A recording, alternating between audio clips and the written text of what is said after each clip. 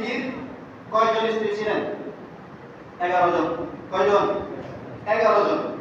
11 জনের মধ্যে 6 জন ছিলেন কুরাইশ বংশের। কুরাইশ বংশের কয়জন? 6 জন।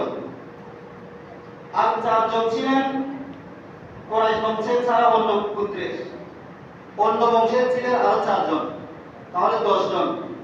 আর একজন ছিলেন যিনি অনারবী, যিনি বনি ইসরাইলের বংশধর, অনারবী ছিলেন। তাহলে এই 11 জন হচ্ছেন আমার নবীজির স্ত্রী। এনাদের এক একজনের এক এক ফজিলত, তবে এনাদের সবার চাইতে যিনার বেশি ফজিলত ইনি হচ্ছেন হযরতে মা আয়েশা সিদ্দিকা রাদিয়াল্লাহু আনহা। সুবহানাল্লাহ। অনেকে বলে না নবীজি আমাদের মতো। নবীজি আমাদের মতো, আমরা যেরকম নবীজিও সেরকম।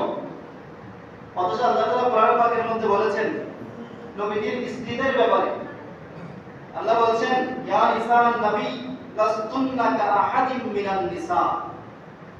22 পারা প্রথম পৃষ্ঠা, 22 পারার একদম প্রথম পৃষ্ঠায় আল্লাহ বলছেন ইয়া নিসান নবী, হে আমার নবীজির স্ত্রীগণ, লাস্তুন্না তোমরা নয়, কাআহাদিম মিনান নিসা দুনিয়ার অন্য কোন মহিলার মতো তোমরা নয়। সুবহানাল্লাহ।